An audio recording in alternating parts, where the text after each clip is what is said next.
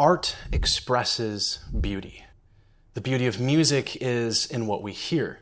The beauty of a sculpture is in what we see. These express beauty through the mediums that they were intended for. Music through the medium of sound, and sculpture through the medium of sight or touch. Both are forms of language that describe something that words cannot. But what does art spoken through the medium of taste look like? We use phrases like, "that tastes great," or "that was delicious" to describe the flavor of something. But what if we looked at food like we looked at a painting? Whether it be the cheese pull from a slice of New York-style pizza, the laughter of a meal shared with friends, or the decades-long crafted skill of prize-winning barbecue. Our relationship with food and its relationship with us goes well beyond a simple means of our survival.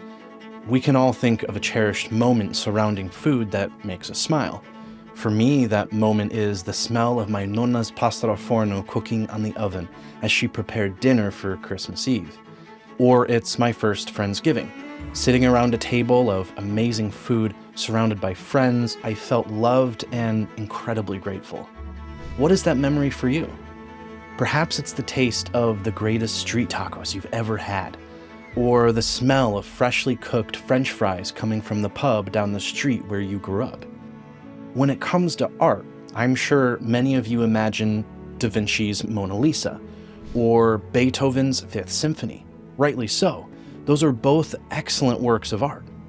Art, however, often leads me to consider how art and beauty are related to one another. After all, the two are interwoven. Whether it be a sunset, a breathtaking chorus, or a somber love scene, art has the power to conjure the beautiful in ways we never thought possible. Beauty is an expression that leaves us speechless and in awe. So what is it about art that draws on such emotions? Is art really subjective, or does it grasp at something objective and other than what we feel or perceive? I would argue that it's both. Art is a subjective medium through which we glimpse an objective beauty. For example, what makes a sunset beautiful? The raw collection of colors and hues, after all, have no necessary quality about them that requires them to be beautiful. Red is red, blue is blue, orange is orange, and so on. Why should a collection of these colors be beautiful as opposed to ugly or boring? Why should they be anything at all? I don't have the answer to all of these questions, but I would argue that what makes a sunset beautiful is something other than myself enjoying it, as well as something other than the material parts that make up a sunset. It's the basis for any work of art. Tubes of oil paint and a canvas aren't much to look at on their own.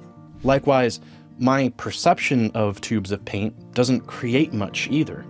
It's only when Bob Ross, for instance, uses the paint to make some happy little tree among a forest mountain landscape that the tubes of paint and canvas become something beautiful and artistic. For beauty to emerge, you need three things: an artist, his tools, and a medium in which the work is done.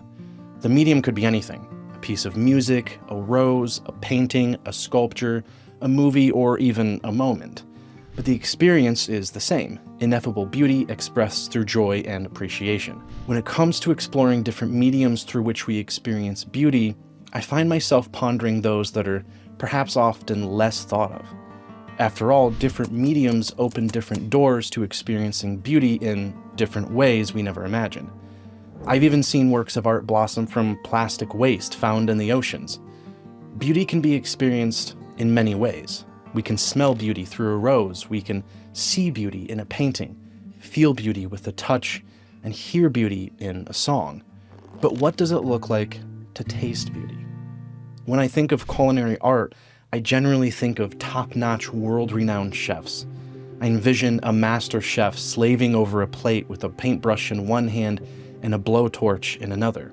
I imagine a sprinkling of flowers as garnish and a wisp of color across the plate. However, I always stop and ask a question: is this what makes food beautiful?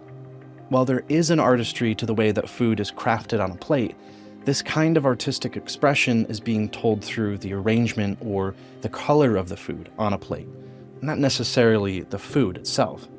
A few moments ago, you brought to mind the fondest memories you have relating to food.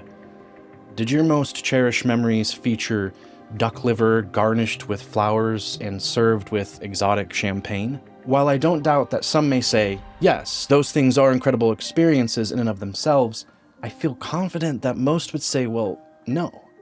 But why is that? I believe the simple truth and the answer to that question can be found in two aspects or two ideas about what makes food beautiful. First, the artistry of food is the same as the artistry of a song or a dance. When you take simple ingredients that are different from one another and combine them in a way that makes something greater and more delicious than its individual parts, you've created a work of art, similar to how an artist uses paint on a canvas. On their own, noodles, cheese, cream, butter all taste fairly good. But when you combine them in the right way and in the right quantities, something more incredible is produced. It's this very idea, this very concept that, in some ways, makes food more beautiful than even a painting or a song. But why is that? Because, second, the beauty of food is not only in its ability to be made into something more incredible than its individual parts, but also in its ability to bring people together into something more incredible than their parts, a community. It never ceases to amaze me how food can bring togetherness to people from such diverse backgrounds. Whether it's Sunday dinner with your parents and siblings, eating wings with friends on a Friday night, or enjoying a meal with strangers in a foreign country, food brings people together. Furthermore, food is a defining part of cultural identities. In some ways, food is as much the language of a culture as the language itself. I can imagine sitting alone at a table during Thanksgiving, eating turkey and scarfing down stuffing. Would I be happy? To some degree. Just the bare fact that I'm eating Thanksgiving dinner would be enough to make me feel good. But do you think I would truly be happy? Do you think I would experience the true beauty and essence of what food is? No, of course not. The beauty of food is experienced when those that it brings together experience something more incredible than the sum of its parts, a cherished moment.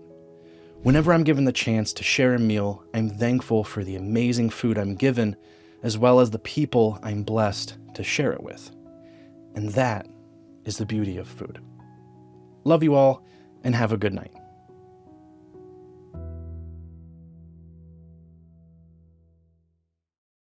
Thanks for joining us. I'm Nate. And I'm Adam. And this is For the Love of It. If you liked today's video, hit the subscribe button and hit the notification bell to stay up to date on new content that we post on a regular basis. For even more great conversations, check us out on Spotify, Apple, Amazon, or wherever you listen to podcasts. You can also check us out on Instagram or TikTok. As always, love you all.